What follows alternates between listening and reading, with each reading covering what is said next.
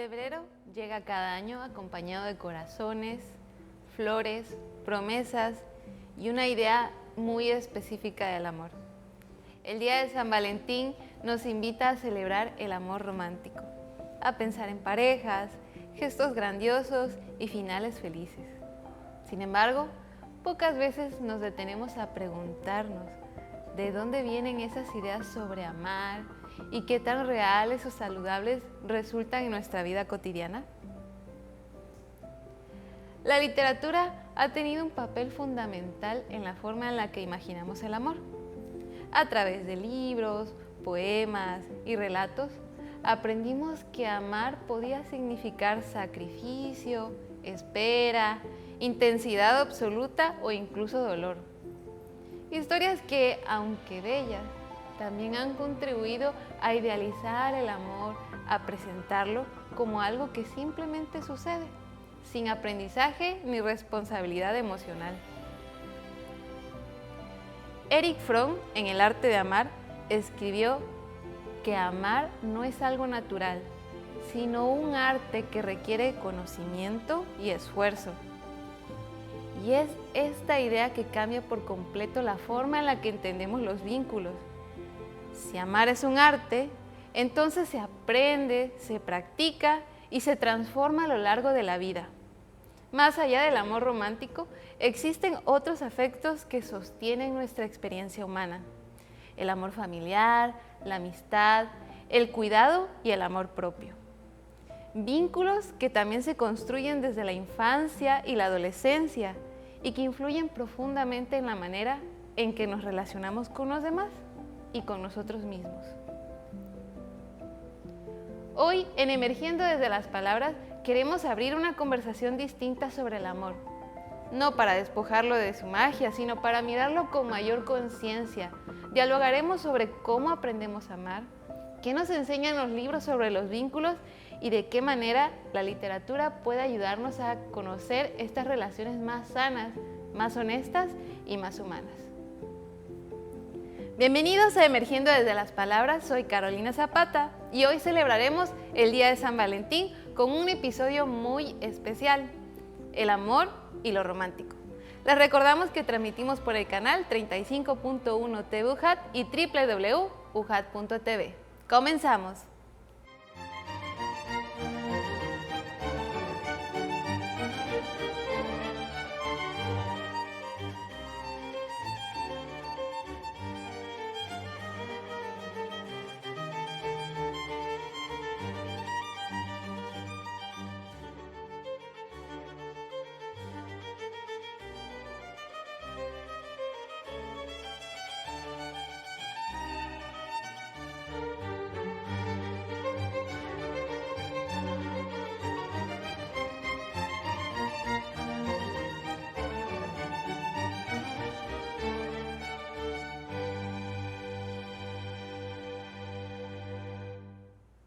Muchas gracias, estimada Carolina. ¿Qué tal, amigos? Les saluda con gusto Rebeca Delgado, conductora de Emergiendo desde las Palabras, el programa cultural a cargo de la Escuela de Escritores José Gorostiza en vinculación con la UJAT. Es un gusto estar una vez más aquí con ustedes. El día de hoy nos emociona presentarles nuestro capítulo titulado El amor y lo romántico, para poder celebrar juntos el Día de San Valentín. Estimados televidentes, hoy tenemos el privilegio de conversar con un invitado muy especial, el filósofo, psicólogo y conferencista Paco Evia. Gracias por acompañarnos el día de hoy. Con muchísimo gusto, Rebeca, gracias por la invitación. Es un placer, después de muchos años que, te conozco desde chiquita y me emociona pues en todo lo que te has convertido y gracias por la invitación, con mucho gusto. Yo estoy aún más emocionada. Y bueno, antes de poder comenzar, ¿por qué no le platicas un poquito más a la audiencia acerca de ti? Y bueno, sobre todo los proyectos actuales en los que está trabajando y sus proyectos, por supuesto. Claro que sí. Soy tabasqueño. A los 18 años, 19 casi, me voy a la ciudad de Guadalajara. Estuve con los jesuitas un tiempo, ahí estudié filosofía. Después tengo la oportunidad de hacer el primer acercamiento con la psicología. Fue una escuela maravillosa, que de alguna manera Centro Humanístico del Ser, que me dio la oportunidad de poder conocer de entrada el alma, la mente del ser humano a través de una especialidad en terapia de grupo con enfoque rogeriano.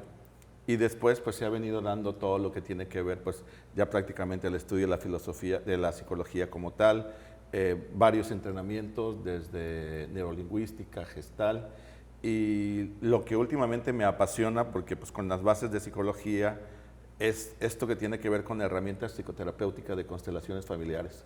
Para mí es de los proyectos que ahorita estoy como con ese entusiasmo y con ese compromiso. Además que desde hace 18 años, bendecidamente, tengo un centro especializado de asesoría humanista. Es un enfoque humanista, pero también se ha convertido en un espacio tanto en la parte cognitivo-conductual como en la parte clínica, en la parte humanista y también con terapias de alternativa holística. Atendemos al público en general y es un espacio de mucho crecimiento con talleres, terapias, diplomados. Acaba de salir la primera generación de consteladores y pues bueno, estamos ahorita como en esta parte de hacer muchos cambios. Y tengo un programa de radio todos los lunes, Vive Hoy se llama en la XEBT, ahí donde todo el mundo conoce que de reportaje, todos los lunes de 9 a 10 y media. Ok, qué maravilloso. Vive Hoy se llama. Muy bien, ¿ya va a guardar la audiencia ese dato? Claro que sí, están invitadísimos. Muchas, muchas gracias. Y bueno, también sabemos que usted trabaja con adolescentes aparte y es una de las razones por las cuales se convirtió en nuestro invitado perfecto para el tema a debatir el día de hoy. Y es que el amor es una de las primeras emociones complejas que experimentamos como personas, incluso desde la infancia. ¿Cómo se empieza a aprender a amar desde una perspectiva psicológica? El amor, como bien lo decía tu compañera Carolina, creo, dice Erich Fromm, es un arte, el arte de amar. Los grandes filósofos, y aquí tengo una, es el enfoque, es como ese vínculo del alma, ¿sí? Y realmente se aprende a amar pues, a través de la cercanía, a través del vínculo. Diría Freud, el primer vínculo principal es con la madre, ¿sí? Obviamente es como, dicen los psicólogos ahora, que es como donde hemos pasado los mejores 9 meses de nuestra vida. Y en el momento que vienes al mundo, pues te reciben todos los que te tengan que recibir. ¿Y cómo se crea ese vínculo? Cuando el niño se empieza a sentir amado, cuando es mirado, cuando es escuchado, cuando es apapachado. Y el amor tiene que ver con eso. El amor que no se construye en acción, como Erich Fromm lo dice, pues simplemente se queda en un idealismo, ¿sí? O en una emoción o sentimiento y no en una acción. El amor es como acción prácticamente. Claro. Lo tienes que hacer, lo tienes que amar, lo tienes que construir. Claro, entonces es este primer vínculo, es este primer círculo social el que nos enseña sobre el amor. Totalmente, totalmente. Lo sabemos, no solamente la psicología, ni tienes que ser psicólogo ni estudioso de la conducta para entenderlo. Te conviertes en lo que miras, te conviertes en lo que escuchas. Y ahora la neurociencia nos dicen eso, y prácticamente dónde escuchas y dónde ves y dónde sientes, pues en esos patrones que prácticamente pues te dejarán marcado para toda la vida. El enano, el chavito, ¿sí? El modelaje sobre todo, porque al inicio no hay discurso, ¿sí? O sea, un niño no entiende tanto con palabras, pero el modelaje de donde no hay pleitos, donde no hay conflictos, siempre los va a haber. Y eso forma parte de nuestra vida. Pero cuando el niño aprende que el ser humano es capaz de ser tolerante, de dialogar, de sentir esa confianza, de ir creando ese rapport de energía que hace que nos unamos, es lo que aprende sobre todo a través del modelaje. Ok, y bueno, partiendo de esto, mucho de lo que entendemos por amor, que se forma en casa, observando y sintiendo. Entonces, ¿qué papel juega la familia y estos primeros vínculos afectivos en la manera en la que amamos cuando crecemos? Sí, definitivamente, y voy a hablar desde la sistémica, por ejemplo, hay una visión como muy interesante, que es una frase muy poderosa y que ahorita que me escuchen los televidentes y nos vean, hay una frase muy fuerte, nadie puede ser padre o madre de verdad si antes no ha podido ser hijo. Esa frase es así del tamaño del mundo, cuestionadora, porque el amor no fluye nada más en el momento de tú tener la criatura, ¿sí? O sea, tiene que ver con lo que aprendiste, con lo que eres, porque nadie da de aquello de lo que carece. Claro. Y si prácticamente no me di la oportunidad de tomar, ahora sí, así lo decimos ahora en Sistémica, de tomar a nuestros padres, pues la dificultad para amar, para vivir incluso, no solamente para amar, pues va a ser tremenda, ¿no? Entonces, es a través de ese vínculo y principalmente los padres o los cuidadores, los que formaron parte, la abuelita, el abuelito, dependiendo ahorita con tanta modernidad en cuanto al estilo de familia, es ahí donde aprendemos las primeras letras, las vocales del amor, y luego pues, vamos a ir sumando en la adolescencia el abecedario, pero todo comienza con ese modelaje y con ese vínculo de que, pues, en terapia, por ejemplo, vienen personas, es que yo amo a mis hijos, pero no los abrazo. Y además, no me nace, por más que quiera. Pues obviamente, pues viene toda la cadenita, ¿no? Pues si la abuelita fue fría, la mamá fue fría, la abuela fue fría, pues hay un trabajo. A propósito, me encantó que empezaran con Erich Fromm, porque se aprende a amar, ¿sí? Y a propósito de eso, pues cuando, o sea, tú puedes ser, yo creo que es porque, bueno, en lo que habíamos platicado, por donde va y podemos compartir a la audiencia, es como que en ese modelaje, realmente el amor se construye día a día. Y puede ser que yo sea un papá o una mamá que no me abrazaron, que no me besaron, pero precisamente cuando conoces esa historia, yo creo que venimos aquí, diría, que por cierto se los recomiendo a Jorge Bucay, venimos aquí a hacerlo diferente a ellos. Claro. Porque para repetir lo mismo, y entonces yo digo, pues si no hemos aprendido a amar, eso es hora de aprender a hacerlo. Claro, y precisamente como bien menciona, no hay mejor forma de romper el círculo que dándote cuenta dónde está, ¿no? Lo que está fallando. Exactamente, y es bien interesante. En la escuela nos enseñaban como el árbol genealógico y en psicología se llama genograma. Es como mirar como del lado del padre, sus descendientes, ¿sí? Del lado de la madre, su linaje.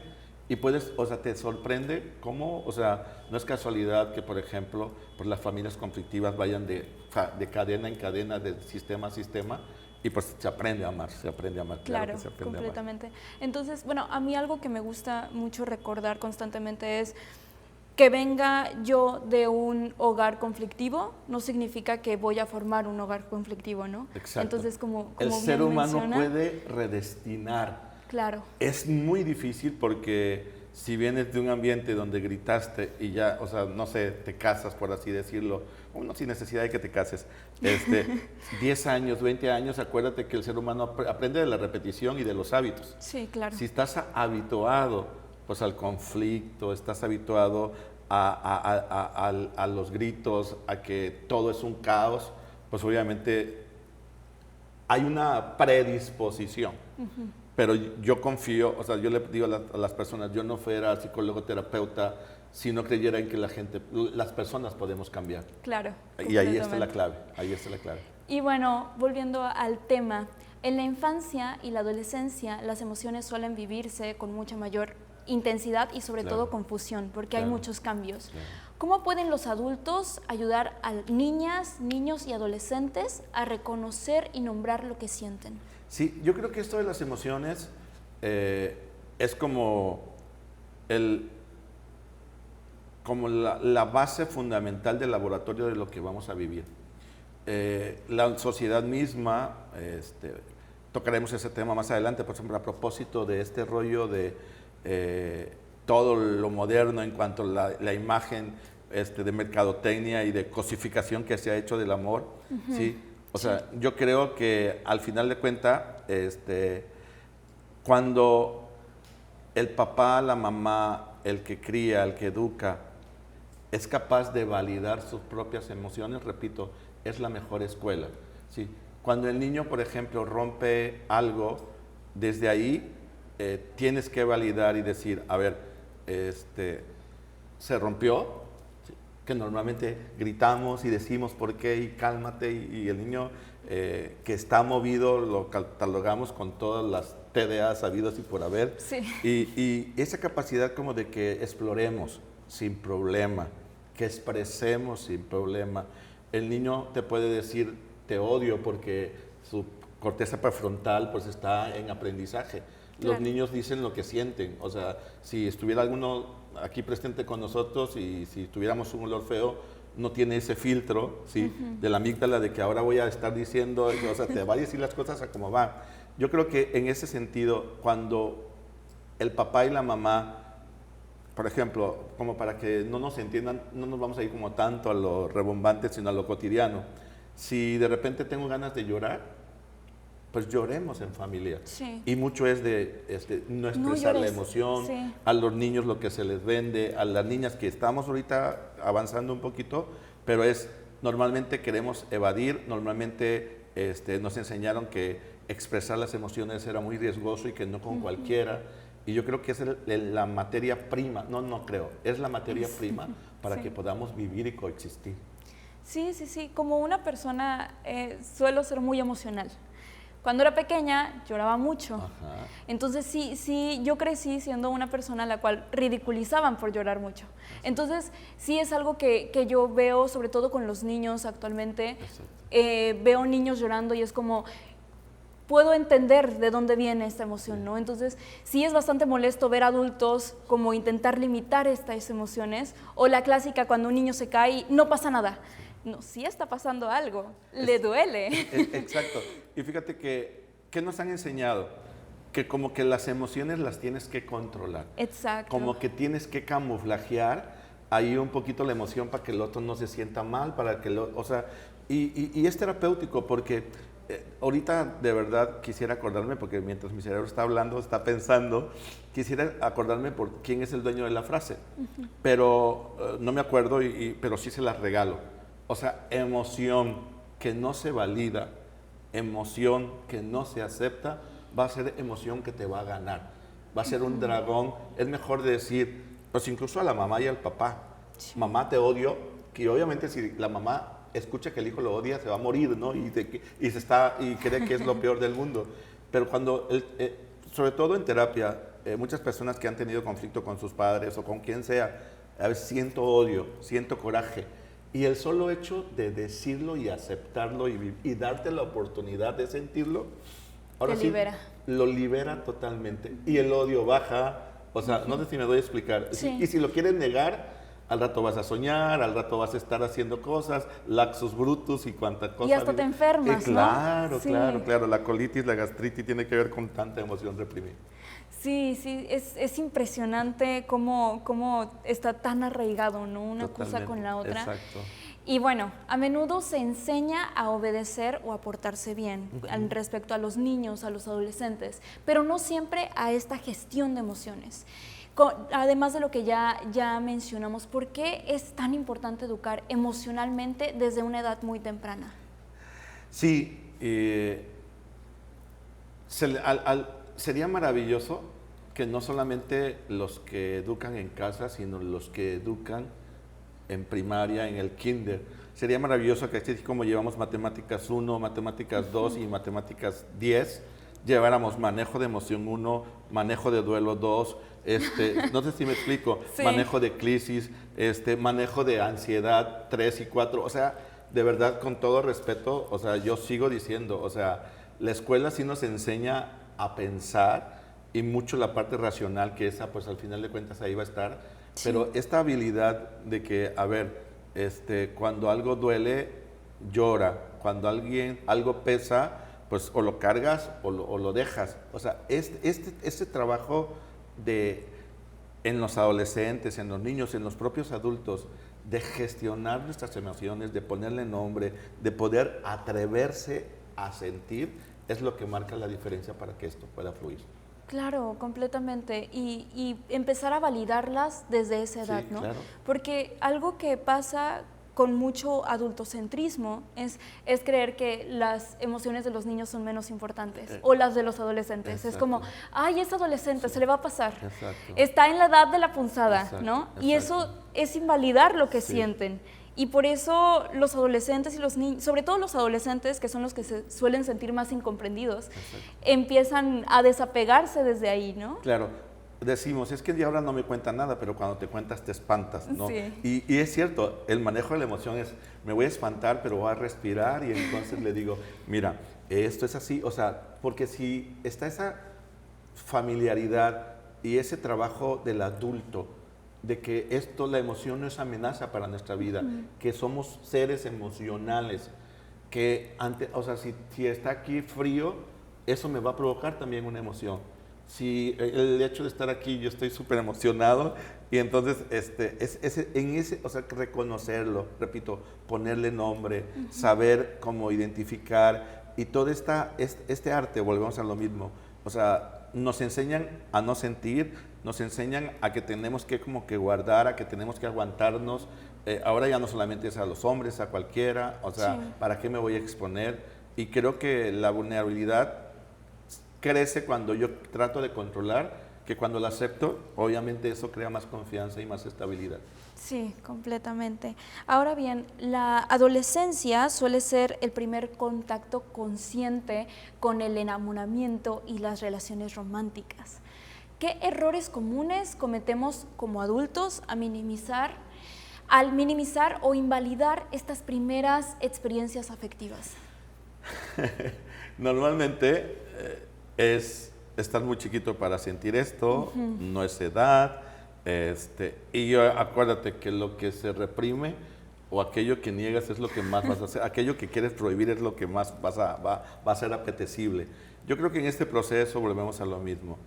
El adolescente, el niño, así sea la peor estupidez para el adulto, escucharlo, orientarlo, y esto es como bien interesante, yo siempre lo digo, los que andan buscando pareja, les digo a los chavos, pues trabajo con adolescentes, estoy en un colegio, que no voy a decir el nombre, pero es el mejor del estado, y yo les digo a los chicos, a ver, además de que sea, ya ves que ahorita bien trabado y que bien vestido y todo, lo primero que tienes que investigar es cómo se lleva con su papá y su mamá.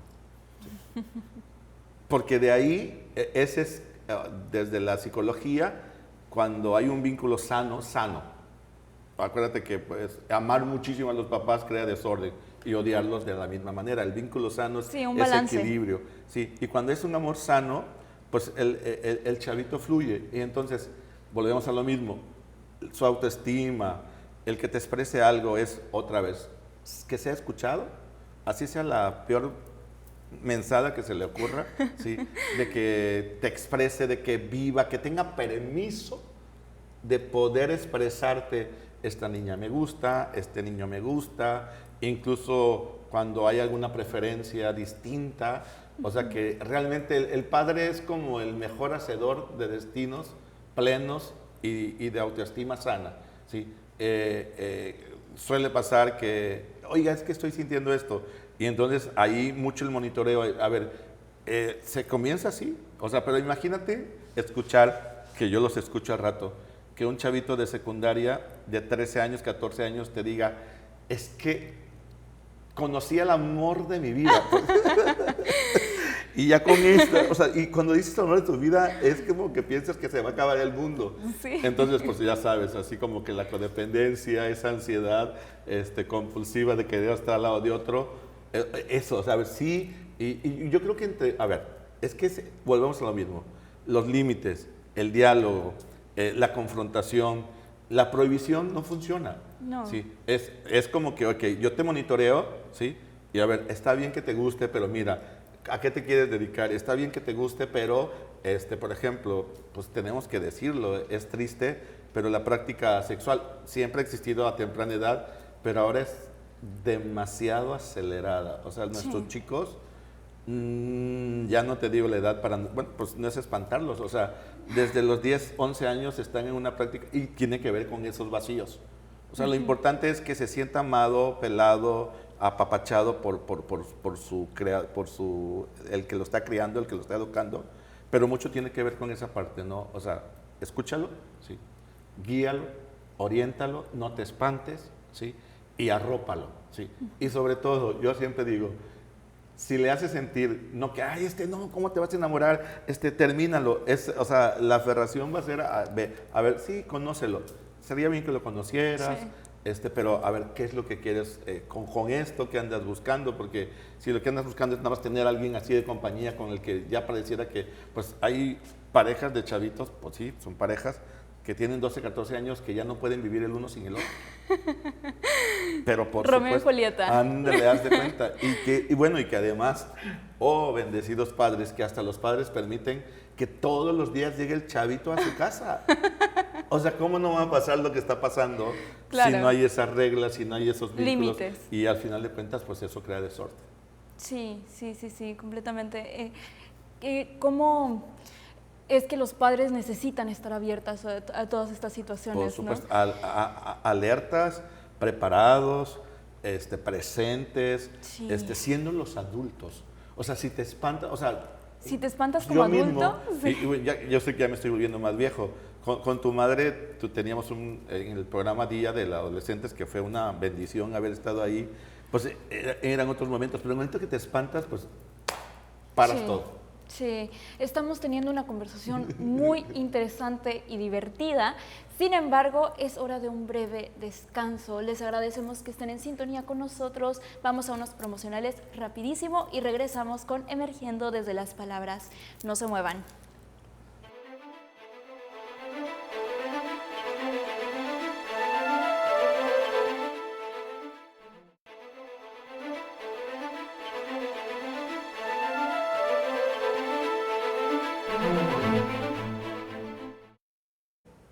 Estamos de vuelta con nuestro programa cultural Emergiendo desde las Palabras.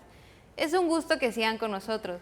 Recuerden que la Escuela de Escritores José Gorostiza y la Universidad Juárez Autónoma de Tabasco trabajan en conjunto por el bien de los profesionales de la palabra y la difusión cultural. La Escuela de Escritores José Gorostiza pone a su disposición el curso de redacción y ortografía, entre otros, así como los diplomados en formación y creación literaria y redacción profesional. Ambos avalados y certificados ante la UJAT. Los trabajadores y estudiantes de nuestra máxima casa de estudios tienen un 30% de descuento en el costo de las mensualidades. No dejes pasar esta gran oportunidad.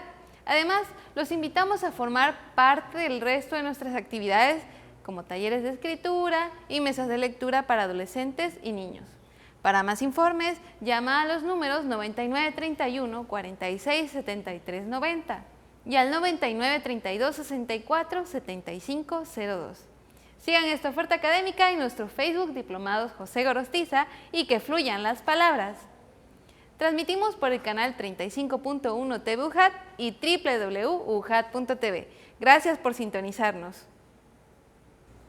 Gracias, querida Carolina. Estamos de vuelta y antes del corte ya hablábamos con el filósofo, psicólogo y conferencista Paco Evia sobre las emociones, los vínculos y las primeras experiencias románticas en niños y adolescentes. Ahora nos enfocaremos en los límites y la salud emocional en la adolescencia y la familia. Nuestra cultura, normalmente alimentada por medios masivos de comunicación, suele romantizar el sacrificio y muchas personas creen que amar es igual a sufrir. ¿Cómo se construye, licenciado, una idea de amor sana desde la psicología? Lo básico y lo que no va a fallar nunca, en el buen sentido, es el amor propio.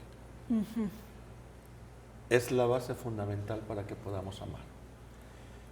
Si no me amo, y viene en cadenita, yo siento el amor de mis padres, cómo aprendo el amor propio, con los límites que me pusieron, con la cercanía física que hubo, con las manifestaciones de cariño, con la validación que me dieron, con el modelaje que recibí. Pero la plataforma donde tenemos que estar parados para amar es el amor propio. Cuando yo me amo, va a ser muy difícil que no ame al otro. Cuando yo me he cuidado, cuando yo mismo me autorregulo, cuando al final de cuentas soy responsable y cuidador de mi mente, de mi alma, de mi cuerpo, de mis emociones y de lo que al final de cuentas quiero traer de conocimiento a mi vida, eso es lo que hace que te pares así de lleno y que no llegue yo a mendigar amor contigo, sino donde me pare. Yo le digo a los chavitos, a ver, ¿qué ofreces? Y cuando dice, pues, o sea, si llego como que pensar que el amor es como que llegar a pedir o exigir, pues eso lo decía yo en el programa de radio este lunes. O sea, el amor tiene que ver con compartir. La mejor definición que, sobre todo a nivel de pareja, que yo he escuchado, es que el amor de pareja es elección y compromiso. Entonces no hay de otra. Y el amor propio es lo que hace que realmente pueda vincularme con el otro sanamente. Si no, va a haber codependencia, va a haber abuso, va a haber todo lo que implica pues, desorden emocional. Y el amor propio también es un amor que se construye, ¿no? Totalmente. Se va construyendo poco a poco. Totalmente. Si me cuido, es sobre todo, a ver, normalmente a ustedes ya les tocó otro panorama, pero desde, sobre todo, con todo respeto, desde la religión, era mucho que te tenías que hacer chiquito, que tenías que pensar en el otro, que te tenías que poner como en la segunda fila para que de alguna manera la mejilla eso derecha, a la derecha y que eso agradaba a Dios. Sí. O sea, el amor propio no tiene que ver nada con protagonismo, con sentirme superior o arrogancia o presunción, mucho menos narcisismo, ¿no? El amor propio tiene que ver con eso, es decir, yo me cuido, y no es por verme al espejo y dice qué bonito soy, eso no es así, y que ahora vete al espejo, a ver, cómo me cuido, cómo me respeto, cómo marco límites, cómo hablo, qué me meto, qué no me meto, cómo duermo, todo eso habla de que uno está vivo y está en conexión con el amor. Okay. El amor es una energía universal, manifestada en mil maneras. Sí, esa parte es muy importante, ¿no? Porque a veces creemos que el amor es solo unas cuantas cosas. Sí. Solemos pensar en el amor solo como el aspecto romántico. Exacto. Cuando en realidad también estamos amando cuando amo a las personas que me rodean. Exacto. Amo lo que hago, sí. Me amo a mí mismo, amo a los animales. Exacto. Amo, y fíjate, le llaman ahora como amor ecológico. Ajá. Y el amor ecológico tiene esa base de que sea excelente para mí, muy bueno para el otro y bueno para el mundo. Esa es la clave maravillosa. No lo había escuchado de esa forma. Sí, por supuesto, es amor ecológico. Okay. Que sea excelente para mí, ¿sí? Muy bueno para el otro, ¿sí? Y bueno para el mundo. Y en ese nivel, o sea, y sí, perdón porque me estoy extendiendo, pero tiene que ver con esto. A ver, nadie va a amar de verdad si no se pone como primero él. Claro. O sea, y nos enseñaron, nos habían o nos siguen muchas veces enseñando lo contrario. O sea, yo tengo que ser mi prioridad y repito, yo nunca he visto una persona congruente si se ama que ande como chismeando al otro, agandallando al otro, humillando al otro, etcétera, etcétera. O sea, eso va de la mano. O sea, lo que eres es de lo que salpicas al mundo. No hay de otro. Sí. Ojalá y fuera distinto, pero no. Y cuando es pose se nota. Sí. Cuando es nada más puro rollo se nota. Y por eso, ahora sí, si nos vamos a la parte bíblica, el amor se demuestra en obras. Sí. Amor es acción, obra. Si no, no es amor. Muy, muy fuerte esa frase. Sí. Poner límites, ya que estamos hablando acerca del amor propio, poner límites suele vivirse como algo negativo o egoísta. Exacto. La gente suele sentirse muy amenazada cuando les pones límites. Exacto. ¿Por qué los límites son una parte fundamental de los vínculos saludables? Si no pones límites, no eres libre. Irónicamente, los límites son sinónimos de libertad pura. O sea, y ahí les va a los que nos están mirando. Les regalo esta frase que últimamente me trae zum. Para quien sea, pero sobre todo para los enanos y para los adolescentes, si te ayudo, no te ayudo. Fíjate la frase. Si te ayudo, no te ayudo. El chavito hoy quiere que la mamá le haga la tarea, que le lleve la lonchera, que vaya y le diga al maestro una mentira, o que vaya al portón a dejarle lo que se le olvidó. Cuando lo ayudas en esa parte a hacerse responsable, y entonces, ¿sabes qué? Prefiero que repruebes, prefiero que Sí me explico, porque educas para la vida, no para un Claro. formalismo y como para que todo le salga bien a la criatura. A ver, hazte responsables de que dijiste esto y hay una consecuencia, ¿sí?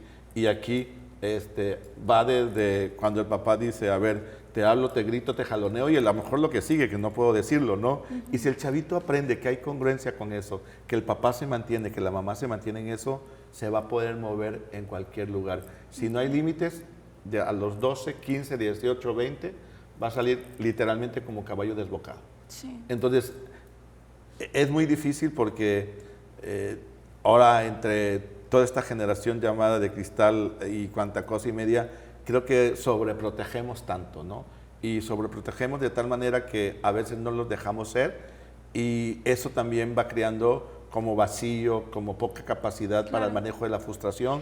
O sea, Sí, nuestros poca chicos tolerancia ahorita, a la frustración, sí, los chamacos de ahora, o sea, el chamaquito a de perder. 7 años te dice, Sí. estoy frustrado y aburrido. O sea, déjalos que se aburran.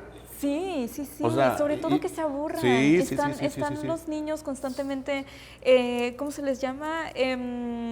Rodeados de pantallas todo, y, de todo. y se sobreestimulan. Exacto. La mejor forma de criar a un niño que imagine cosas Sí, sí. y es dejando que se aburre. Es Exacto. la clave. La clave. frustración de eso. Y Sí. bueno, pues ya sabemos, ¿no? Cambiaron el chupón por Sí. la tablet, por el Xbox y todo, pues por eso están como eso. Entonces, Sí. lo que tú decías, o sea, tanta información, tanta cuestión en la parte neurológica de efectos de la propia, ¿cómo se llama? Todo este rollo de los neurotransmisores y cómo influyen las pantallas en cómo miras, en cómo actúas y definitivamente pues ahí hay todo un tratado que no me toca a mí hablar de eso. Sí, sí, sí. Yo llevo una sala de lectura infantil y la otra vez escuchaba a un papá decir, es que los niños de ahora, que las tabletas y que no sé qué, Sí, no claro. quieren jugar a nada. Bueno, yo recuerdo que cuando jugábamos a cosas y que la escuelita y que la cocinita, era porque nos aburríamos tanto que Claro. te inventas todas Sí, sí. esas cuestiones, ¿no? Rebe, y fíjate que yo creo que el infante y el adolescente y a veces ya los más grandulones como que gritamos que nos pongan límites. Sí. O sea, ¿qué escucho yo de los adolescentes? Te lo juro. Y necesitas que alguien se ponga de pie y te diga, a ver, con tono no agresivo, ¿me escuchas? ¿Me estás mirando? O sea, y hasta que vea esa parte. O sea, la gran mayoría de nuestros adolescentes van a llorar y dicen, a mi papá y a mi mamá no le importo. ¿Cómo que no le importa? Nunca ni me pregunta cómo estoy, ni me pregunta de mis cosas. Nos dan mucho dinero en el colegio donde estoy, pues el que, bueno, sí hay personas con mucho dinero y otros que no tienen, pero ahí están de tal manera. Pero vamos un poquito desde allá. Mis papás no me quieren. ¿Cómo que no te quieren? No me pelan. Tengo todo, pero no tengo su atención. Yo veo que la mamá de Juanito Pérez, sus papás van a la escuela, preguntan por ellos, están presentes. Vienen por ellos. Lo que hablaba de la cercanía, ¿no? Y sí, definitivamente, los límites son como ese cerco emocional que te permite moverte, que te permite incluso, o sea, si tú les marcas límites a tus hijos, ellos van a aprender por modelaje a la pareja, al mundo, sabes que no quiero esto, a sus iguales, pues te quiero mucho, a la novia, pues te quiero mucho, pero sabes que yo tengo estos valores, o sea, eso es lo que marca la gran diferencia. Sí, la otra vez igual estaba leyendo que amar, el amor es también sentirse cuidado, ¿no? Entonces, Exacto, igual sobre todo eso. Igual esta parte, entiendo estos chavitos que podrían no sentirse queridos por los padres Y así porque se no se sienten. sienten cuidados por Así ellos. se siente. No les importo, no les importo. Y el papá cree, el moderno, muchas veces que el dar, el comprarle la ropa de marca, el llevarlos a pasear a no sé dónde, o sea, ya los chavitos, imagínate, y eso va para ahí, a nivel de límites. Si un chavito ahorita de 13, 14 años, y yo los veo, ¿sí? Y yo sé, ya va a un antro a los 14, 15, yo no te digo a qué edad fui a un antro, ¿va? Hablábamos, su capacidad de frustración, de aburrimiento, ya cuando conoce el antro, ¿qué más va a conocer cuando tenga 18, cuando tenga 20? Ya si lo dejas con la noviecita para todos lados, ¿qué emoción le va a ir? O sea, Sí, todo eso, sí, es cierto. por es supuesto, cierto. ya lo sabe todo. Y hasta te dicen, estoy aburrido. Y de verdad, pareciera que esa capacidad de frustración la hemos perdido. De frustrarlos, más de frustración. Hay que frustrarlos. O sea, los que no nos frustramos, pues bueno, tengo que ir allá. A nosotros nos costaba trabajo nacer, porque hacíamos todo ese esfuerzo de ir ahí con tu mamá hasta en su vientre, ver cómo salías, ¿no? Ahorita, pues, para no sentir dolor, pues me opero, está más fácil. No vivo ese proceso incluso, que es naturaleza humana. Okay. Entonces, cuando queremos tapar eso, nos robamos humanidad. Sí. Y yo creo que ahí es donde me parece que nos quedamos debiendo. Sí. Desde ahí, ¿por qué tanto niño así como que? Porque no le costó trabajo nacer, de ahí empezó todo, ya le querían que todo se lo dieran. Y eso de los límites, ¿sabes qué? Porque incluso, o sea, ¿y si tú desapareces? ¿Y si tú no estás? Sí. O de hecho, a ver, te toca amarrarte las agujetas, ¿sí? Y pues bueno, hay un proceso y a ver, vamos aprendiendo juntos, no que de repente el de 6 años, de 8 años sigue que el papá le siga. Y también o les compraron ya zapatos que no tienen para agujetas. que no aprendan. Y de verdad, sí, qué bueno que lo sacas. Yo me los llevo de campamento y me van a odiar si me escuchan porque van a decir que estoy hablando de los hijos de sus hijos, pero no. O sea, de repente vas en el camión y le puede fallar el aire acondicionado y ya se están entonces quejando. Se está muriendo. Un día salimos y se le ponchó la llanta al vehículo, como se le puede ponchar a cualquiera, y entonces le habla a uno y dice, papá, ven por favor, porque estamos perdidos en la nada. y era de Villahermosa Frontera el viaje, o sea, perdidos en la nada. Pues bueno, esos son nuestros chicos. Bueno, y precisamente tocando este tema, la adolescencia es una etapa de búsqueda de identidad y pertenencia. Sí. ¿Cómo influye esto en las relaciones afectivas que se forman en esta etapa 11, 12, hasta los 18? Sí, fíjate que realmente este adolescente del mundo contemporáneo está bombardeado por muchas. La tecnología es una bendición, pero me parece que como en esa formación, a ver, y no estoy diciendo mucho ni mucho menos, en esa formación sana de identidad, o sea, ahorita hay una variedad de casi, antes pues como que era más como que tu decisión, si fluía sobre tu propia identidad de género, por ejemplo, ¿sí? Tu propia identidad de cómo vestirte, y pareciera que ahora este mundo materialista, que así lo tengo que decir, nos encasilla de que si no te pones el pantalón de cierta manera, si no caminas de cierta manera, o sea, incluso como que a mí eso me preocupa. O sea, llega un chavito de 7 años a decirte, yo soy gay. Yo creo que ni entiende la palabra, a propósito de no. O el chavito que de repente por ese vacío, por esa falta de vínculo, o sea, lo orientas como desde el afecto, pero al mismo tiempo como del acompañamiento, del saber sus gustos, lo tengo que decir, cómo los papás influyen tanto con sus miedos, ¿sí? Que el adolescente y por supuesto yo le decía a una criatura, pues tu mamá te ama con toda su alma, pero la niña, te vuelvo lo mismo, por la imagen, por lo que miraba, llegaba, la señora llegó apanicada porque pensó que su hija iba a tener preferencia lésbica o gay. ¿Sí? Y obviamente casi como arréglemela, ¿no? Y imagínate a quién tuve que arreglar. O sea, al papá y a la mamá, y a ver, así, renuncio a lo que hago, porque uno hasta tiene ese olfato para mirar 1000 cosas, ¿no? Que de todas maneras hay personas muy femeninas o muy masculinas, siendo hombres o mujeres, que eso no los identifica en su género, ¿no? Claro. Pero, por ejemplo, es una muy buena pregunta y es un buen ejemplo, no porque lo esté dando yo, pues me vino a través de la terapia de la señora, porque la niña no le gustaban las faldas, no le gustaban el color rosa, y tiene derecho, pero no tenía nada que ver, o sea, ni la niña ni pensaba en el rollo homosexual, y ya la mamá casi apanicada, y obviamente como somos emoción, o sea, aunque no te lo diga, te lo estoy mandando con información telepática de, oye, tengo miedo de que se... Entonces la niña se sentía, obviamente, imagínate qué vínculo creas ahí, qué confianza creas con tu mamá. Claro. Y una aversión tremenda que hace que entonces la cercanía se vuelva cada vez más grande, la lejanía, perdón, se haga más grande, y el vínculo se rompa. Pero fíjate, a propósito de identidad, les tenemos que acompañarnos incluso.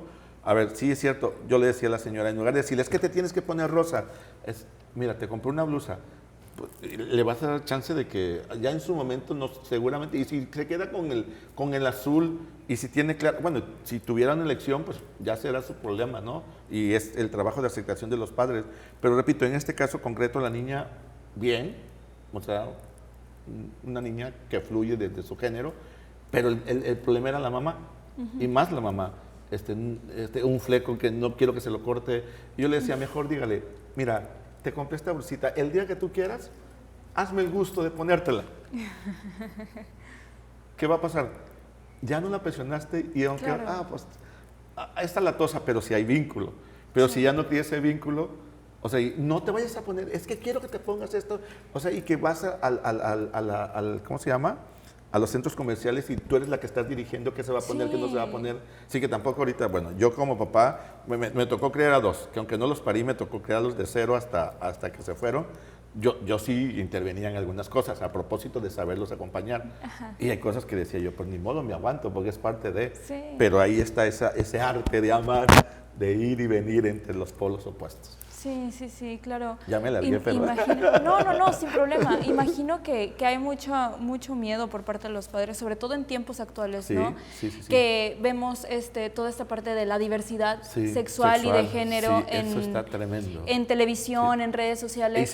Déjame nada más interrumpirte Sí, tantito. no, adelante. El problema es ese, que ya el chamaquito, o sea, imagínate, voy a decir que pasó en no sé qué lugar. Pues, fui a un curso, a una escuela, y la niña, para empezar, ¿quién era celulares? Una niña, ¿no? Empieza y le aparece una invitación de una serie lésbica. La niña de 8 años. ¿Qué fue a hacer a los 2 días a la escuela? A repetir lo que vio. O sea, hay tanta apertura y tanto pocos límites, ¿sí? Que hay cierta edad donde no entras o sea, pues, ¿hasta qué punto los que han creado todos estos rollos de redes sociales, o incluso los creadores de toda la modernidad de aparatos y todo este asunto, o sea, a sus nanas y a todos los que los educan, ellos no pueden ni meterse a redes sociales, ni utilizar, o sea, obviamente nos contaminaron a nosotros, ¿verdad? O sea, precisamente por eso. Pero, o sea, hay la consigna de que estas personas, para no hacerles publicidad, a sus hijos, los creadores de redes sociales, no les permitieron hasta edad adulta. Eso es los límites. Y por una razón, ¿no? Esos son los límites. Sí, porque no se trata de los contenidos en sí, porque luego son series que, pues exacto, están dirigidos a un público adulto. Exacto. Pero es, ¿cómo le doy a un niño un aparato a esta edad? Exacto. Sin supervisión. Y ándale, y apareció, a los 3 días estaba en la escuela, la descubren con una niña que la niña ni nada que ver, la descubren, se hace todo el escándalo, o sea, sí me doy a explicar. Sí. Entonces, imagínate, o sea, como que ahorita te decía, como que antes por lo menos solito te ponías a pensar, pues será que sí, será que no, tengo estos gustos, no sé qué y no sé cuánto. Ahorita casi, ¿no se te antoja ser gay? Pero de los 7 años, cuando, no sé si me doy a explicar, como que ya está en el mercado como de oferta, y eso creo que es lo que no se vale muchas veces. Sí. Pero ahí los papás son los que tienen que marcar esos límites, tienen que ayudarlos a que amen lo que son. Sí, que ellos mismos se desarrollen, ¿no? Sí. Sin empujarlos. Sí. Porque luego se impone, ¿no? Hasta de cierta manera. Y precisamente hablando de esto, las redes sociales y los discursos románticos idealizados generan expectativas poco realistas en las relaciones, sobre todo en la adolescencia. Sí. Ya sabes, la clásica de cómo te esperas que sea el novio perfecto, ¿no? O la novia perfecta. Exacto. ¿Qué impacto tienen estas narrativas en la salud emocional de los jóvenes? Totalmente, yo le diría, en general, nada sanos. De verdad, con toda la pena. A ver, eso no significa que el chico no pueda entrar a redes y cosas por el estilo. Claro. Pero es eso, o sea, a los chicos, a ver, ¿tú crees que al artista X de repente no le ha apestado la boca? O tú crees, sí, porque ellos creen que eso no pasa, ¿no? Ajá, sí. Tú crees, a ver, ¿quién publica? Hoy tengo esta pena. Digo, ya cada vez se atreve más, pero una pareja no va a sacar como todos los retos a lo mejor que tienen que ver con infidelidad y todos sacan lo bonito. Entonces, las páginas, todas estas redes sociales, ¿qué nos venden? Como ese mundo idealizado de la perfección, del amor que es perfecto, del amor que no es transición, que no es camino, que no es batalla, sino como, pues el amor desechable, diría yo, con toda la pena del mundo. Y si el amor es desechable, pues obviamente por eso ni queremos comprometernos, queremos esperar a que venga, ¿por qué no te casas? Y el asunto no es que te cases, porque es un acto, es un contrato al final de cuentas. El asunto es la elección de querer vivir algo distinto. Y pues obviamente si andas con que el amor es desechable, ¿quién se va a querer comprometer? Digo, sin apelar a lo presente, ¿va? Pero el amor líquido le llaman, ¿no? Sí. Que por líquido porque se te va totalmente, entre los dedos. Sí, yo le digo que es desechable, yo le digo que nomás no. Sí. Y bueno, ahorita hablando precisamente de los adolescentes, algo que suele pasar, yo he visto en redes sociales últimamente adolescentes que sufren mucho por no ser los elegidos a esta edad. No, todos tienen una relación, menos yo. Entonces, luego pasa que esto afecta directamente la autoestima. ¿Cómo trabajar el amor propio y el autoestima desde casa y desde la terapia en esta edad en la que están tan expuestos a todas estas cuestiones? Vuelvo a lo mismo.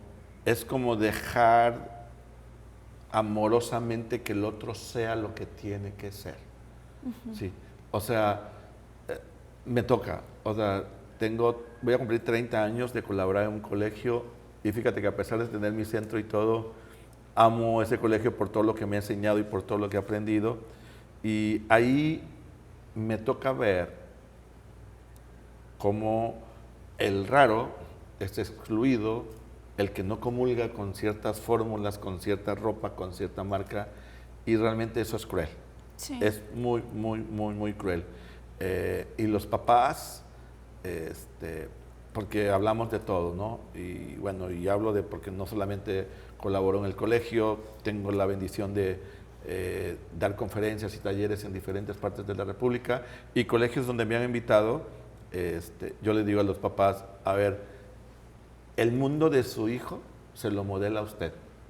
O sea, ellos, volvemos a lo mismo, emociones, circunstancias, los papás dando un margen de que su padre es divorciado, no te juntes con él, no tiene nuestro nivel. O sea, imagínate que un divorcio sea como la imagen para que tus hijos no hablen a sus compañeros. Sí. Y hay niños, niñas que los ves sufriendo porque desde casa el paradigma es: si no tiene este molde, si no encaja con lo nuestro, entonces no cabe en nuestro corazón ni en nuestro círculo. Y eso es cruel, muy cruel. Y bueno, nos quedamos con eso entonces, porque se nos acaba no el se tiempo. Preocupe, no se Ojalá preocupe. pudiéramos seguir toda la tarde, pero tenemos que irnos. Muchísimas gracias. Y bueno, nos vamos con esta frase: el amor no consiste en mirarse el uno al otro, sino en mirar juntos en la misma dirección. De Antoine Saint-Exupéry, aviador y escritor francés, autor de la famosa obra El Principito. Gracias a todos por acompañarnos el día de hoy. Gracias al licenciado Paco Evia por aceptar la invitación y por venir. A Carolina Zapata por su colaboración, a los controles técnicos, a TV UJAT, a la Escuela de Escritores José Gorostiza y sobre todo al licenciado Guillermo Narváez Osorio, rector de nuestra máxima casa de estudios. Se despide de ustedes y con mucho gusto Rebeca Delgado. Nos vemos pronto en nuestro siguiente programa. Hasta la próxima.